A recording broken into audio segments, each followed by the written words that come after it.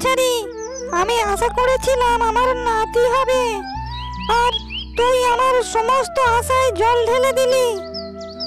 অপায়া, অলক্ষী কোথাকার, যা, আজই তুই আমার বাড়ি ছেড়ে বেরিয়ে যা। তোর মতো অলক্ষীর আমার বাড়িতে কোনো জায়গা নেই। 1 বছর আগে রাজুর সাথে রীতার বিয়ে হয়।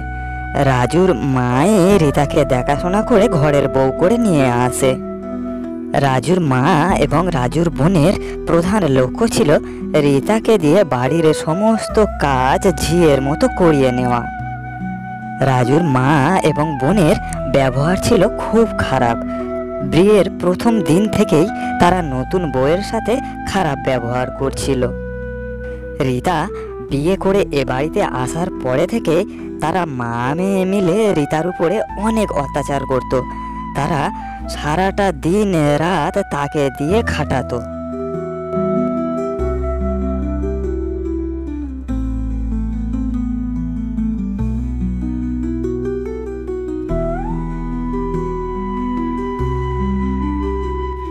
মা, খাবারগুলি রান্না করছি দেখো, এই খাবারগুলি কি মুখে তোলা যাবে? আমি তোমার তখন বারে বারে বলেছিলাম বিয়ে দেওয়ার আগে মেয়েটি কেমন সে ব্যাপারে খুঁটিনাটি সব কিছু খোঁজ খবর নাও, কিন্তু রীতার বাবা অনেক টাকা দেওয়ায় তুমি তাতেই রাজি হয়ে গেলে। এখন দেখো, এই খাবার কি তুমি মুখে তুলতে পারবে? মা রে, তুই চিন্তা করছিস কেন? ও ধীরে ধীরে সব শিখে নেবে। ওকে দিয়েই আমরা সব কাজ করিয়ে নেব। আমরা ওকে দিয়ে সারাদিন যে কাজগুলো করাই, সেই কাজগুলি আমরা যদি করতাম তাহলে আমরা তো মরেই যেতাম। কিন্তু তুই দেখতে থাক ওর কি অবস্থাটাই করি। ওকে নাকে দড়ি দিয়ে খাটাই। ওকে কষ্ট দিলে আমার আত্মাটা শান্তি পায়। মা, দেখেছ একটু সুন্দরী বলে ওর কত দিমাগ। আর তুমি একটা কথা খেয়াল করেছো মা? দেখেছ ভাই 2 দিন ধরে আমাদের সাথে ঠিক মতো কথা বলছে না। আমার মনে হয় ওই বদমাইশ রূপা আমার ভাইকে বশ করে নিয়েছে ওর রূপের জালে। সেটা আমিও লক্ষ্য করেছি রে মা, কিন্তু ওকে দিয়ে আমি এমন কাজ করাবো যে আমার ছেলেকে বশ করা আর বেরিয়ে যাবে।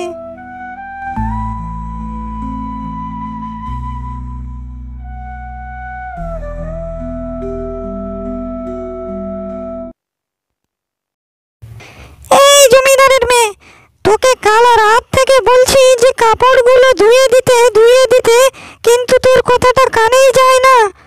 এখনো জামা কাপড়গুলো সেই বিছানার উপরেই পড়ে রয়েছে। বাপের বাড়িতে জমিদারের মতো থেকেছিস না গরিবের মতো দেখেছিস সেটা আমার দেখার কোনো দরকার নেই। আমার বাড়িতে থাকতে গেলে কাজ করতে হবে, আমার কথা মতো চলতে হবে।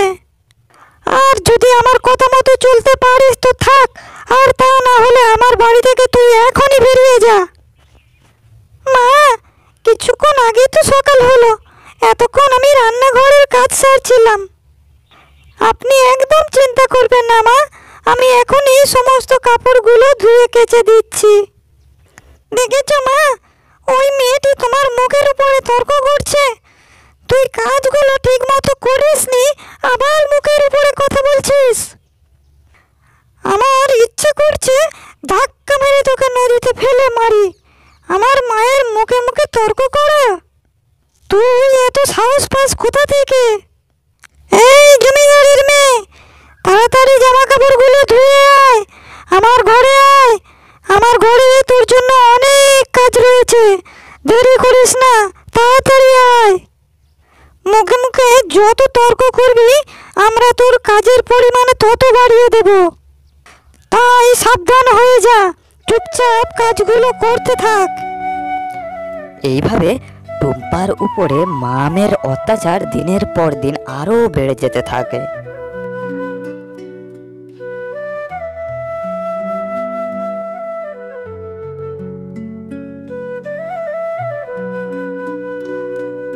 বাবা রাজু, তোর সাথে আমার কিছু কথা রয়েছে।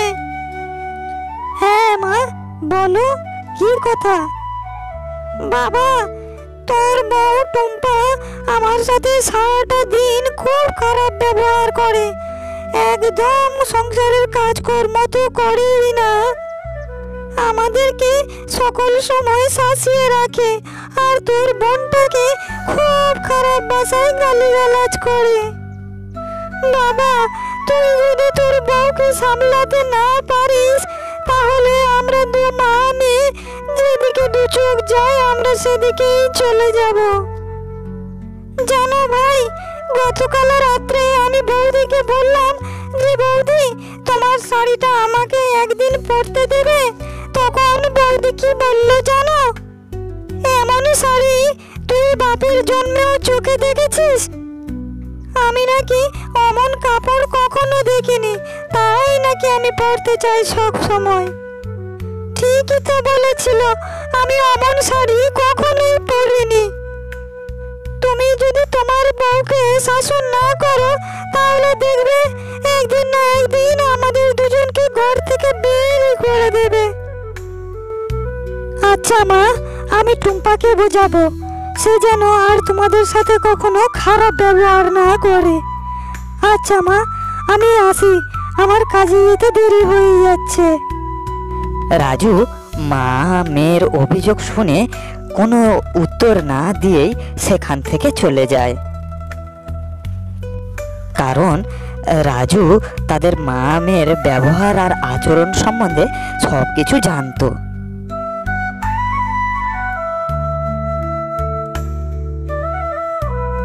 এবার বুঝবি নবাব নন্দিনী কত ধানে কত চাল।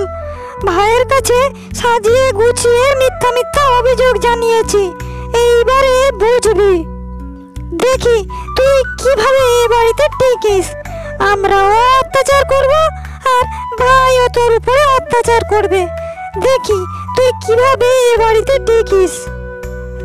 রীতার উপরে তাদের মা মেয়ের অত্যাচার আরো দ্বিগুণ হয়ে যায়, কিন্তু রীতা কোনো প্রতিবাদ না করে সেই অত্যাচার মুখ বুজে সহ্য করতে থাকে আর তাদের কথা মতো কাজ করতে থাকে।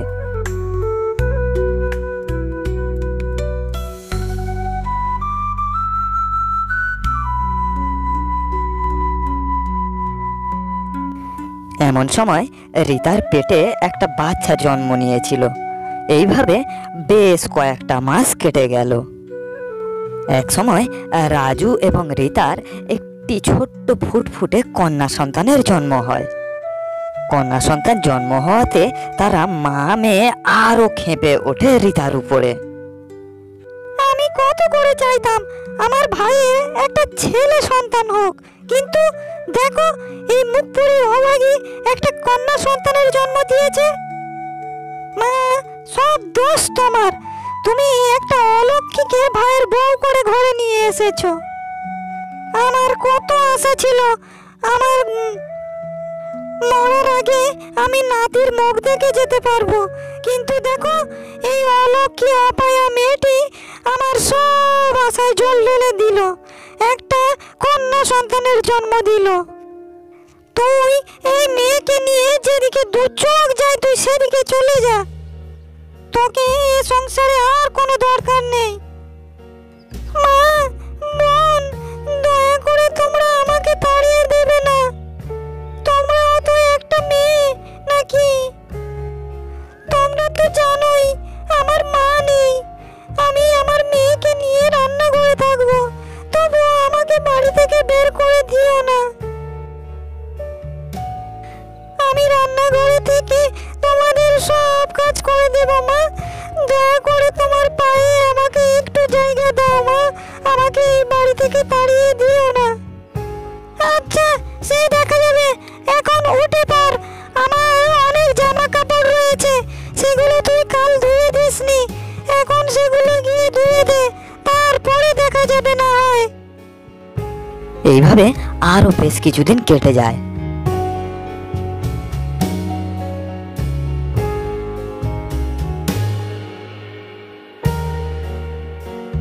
পাশের গ্রামের একটা বড় লোক ধনী পরিবার থেকে রাজুর বোনের জন্য বিয়ের সম্বন্ধ আসে।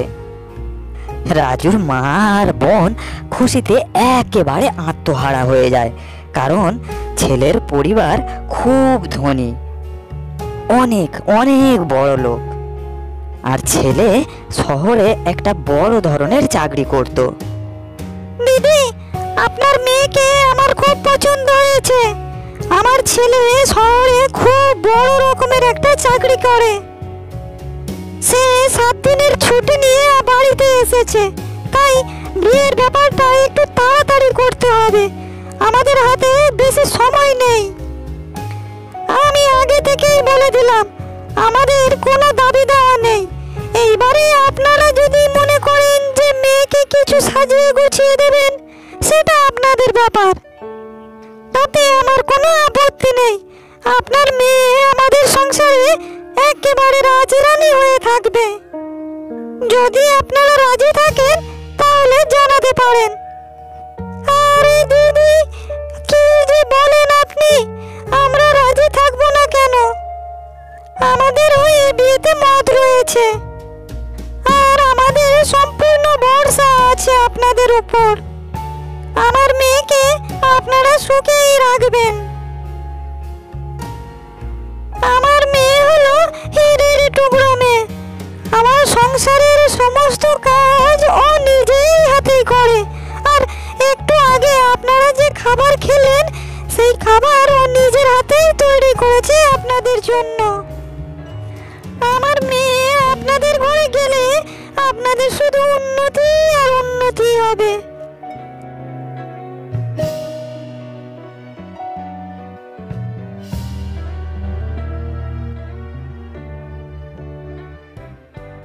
দু চার দিনের মধ্যে রাজুর বোনের সাথে সেই বড়লোক বাড়ির ছেলের বিয়ে সুসম্পন্ন হয়।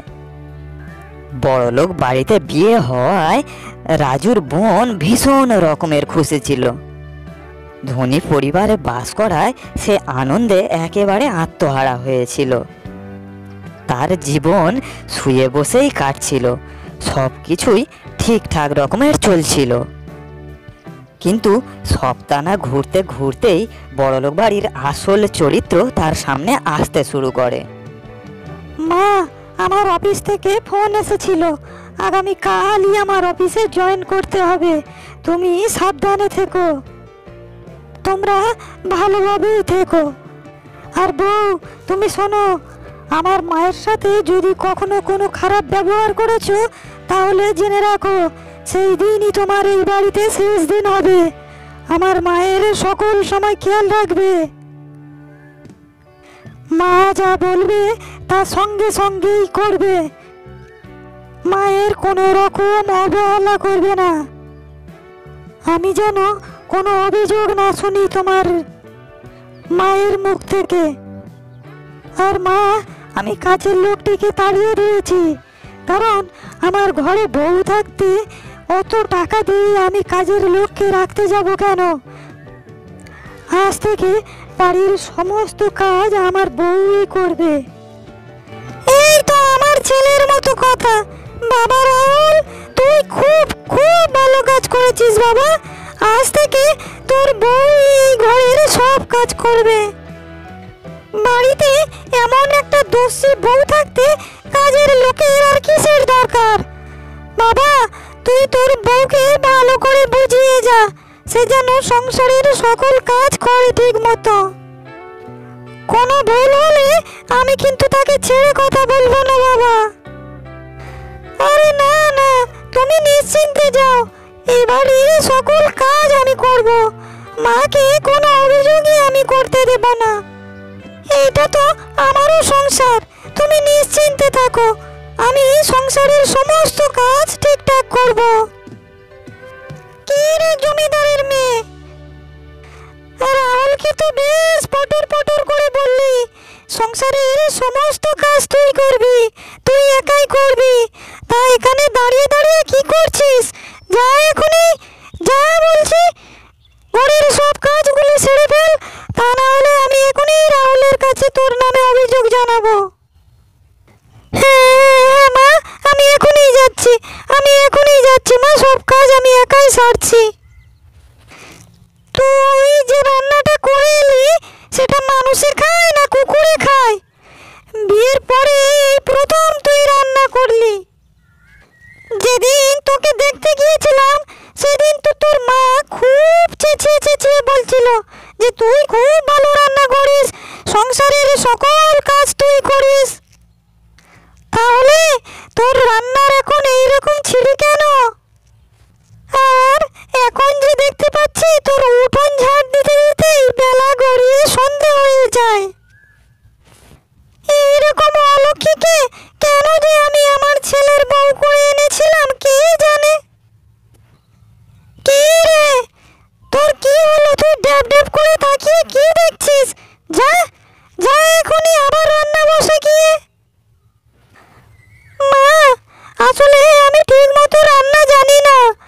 বাড়িতে যখন ছিলাম তখন আমার ভাইয়ের বউই সকলে রান্না করত, আর বাড়ির সব কাজই সে করত। আমি এখনই যাচ্ছি মা, এখনই যাচ্ছি, গিয়ে নতুন করে আবার রান্না বসাচ্ছি মা। এই হারামজাদি, তোকে কি এনেছি শুধু রান্না করে খাওয়াবার জন্য? তাহলে বাড়ির আর সকল কাজগুলো করবে কে? একে তো অকর্মা, এত ছোট লোক, আবার কাজে নিষ্কর্মা, কোনো কাজেরই নয়। কি যে হবে আমার! তাই তো সবাই বলে ছোট লোকদের সাথে কোনো রকম সম্পর্ক করতে নেই। মা, আপনি এইভাবে কেন আমার সাথে কথা বলছেন? আমি তো আপনার সাথে কোনো খারাপ ব্যবহার করিনি মা। তুই আমার মুখে মুখে তর্ক করছিস? দাঁড়া, আমার ছেলেকে এখনই খবর দিচ্ছি। না মা, আপনার ছেলেকে বলার কোনো দরকার নেই, আমি সব কাজ করে দিচ্ছি মা। দয়া করে আপনার ছেলেকে কিছু বলবেন না, তাহলে উনি বাড়ি থেকে আমাকে বের করে দেবেন। আমাকে একটু দয়া করুন মা। এত অভিনয় না করে যা, কাজগুলো সেরে ফেল তাড়াতাড়ি।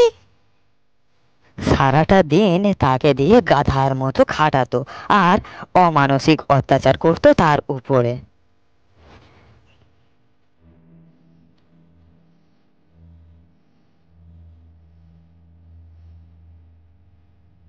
বেশ কয়েক মাস পর তাদের একটি কন্যা সন্তানের জন্ম হয়। কন্যা সন্তানের জন্ম দেওয়ায় তার স্বামী এবং তার শাশুড়ি রেগে একেবারে আগুন হয়ে যায়।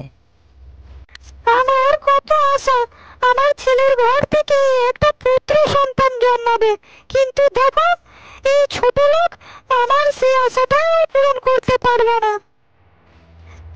ছি ছি ছি ছি ছি ছি, আমাদের বংশের নাম খারাপ করলো এই ছোট লোক মেয়েটি। বাবা, তুই এখন বল, তুই এই মেয়েটিকে কি করবি? আমি আর কিছু বলবো না, যা করার তুই কর। এসব আপনি কি বলছেন মা? ছেলে হলে সমস্যা নেই, আর মেয়ে হলেই যত সমস্যা। বিধাতা যদি মেয়ে দিয়ে থাকে তাতে আমাদের বা দোষ কোথায়? মা তো ঠিক কথাই বলছে, মায়ের সাথে তর্ক একদম কম করবি। ছেলে সন্তান জন্ম দিতে পারিসনি, আবার মুখে বড় বড় কথা, মুখে মুখে তর্ক। মা, এই মেয়েকে আমার এক মুহূর্তে আর সহ্য হচ্ছে না। এখনই এখনই এই মেয়েকে ঘর থেকে দূর করে দাও মা। এরপরে তার স্বামী এবং শাশুড়ি মিলে তাকে এবং তার মেয়েকে বাড়ি থেকে বের করে দেয়। ঠিক এই সময়েই তার নিজের বৌদির সাথে করা ব্যবহার এক মুহূর্তের জন্য হলেও তার চোখের সামনে ভেসে ওঠে যে সে কি বড় ভুল কাজ করে ফেলেছে।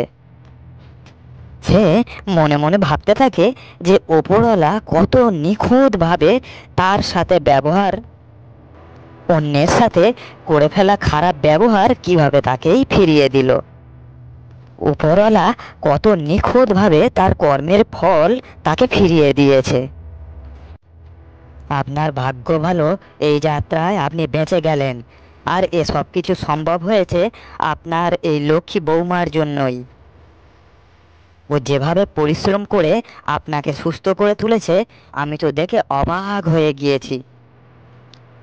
অনেক ভাগ্য করলে এই রকম বৌমা পাওয়া যায়। দেখেছো মা, রূপা কখন দেখেছো মা, রূপা আর কখনো তোমাদের ক্ষতি করতে চায়নি। ও সকল সময় ভাবে ওরাই তোমার আপনজন। ও সকল সময় তোমাদেরকে ভালো করতে চেয়েছে। আমার কিছু বলার নেই বাবা, আর বাবার কাছে যে ক্ষমা চাইবো তেমন মুখও আমার নেই। আমার মতো পাপীর মরে যাওয়াই ভালো। ঠিক আছে, তোমরা নিজেদের কথাবার্তা বলো, আমি আসি। আমার আরো অনেক রোগী দেখতে যেতে হবে। রাজুর বোন বাড়ি থেকে বেরিয়ে তার মেয়েকে নিয়ে শ্বশুর বাড়ি থেকে বাপের বাড়িতে এসে উপস্থিত হয়। তার সারা শরীরে শুধু অনুশোচনার ছাপ ছিল। বৌদি, আমি তোমার সাথে যে খারাপ ব্যবহার করেছি, অপরওয়ালা তার জন্য আমাকে শাস্তি দিয়েছেন। সে ফল আমি পেয়ে গেছি বৌদি। তোমার সাথে করা অন্যায় এখন আমার সাথে ঘটেছে বৌদি। আমি কন্যা সন্তানের জন্ম দিয়েছি বলে আমার শ্বশুর বাড়ি থেকে আমাকে তাড়িয়ে দিয়েছে।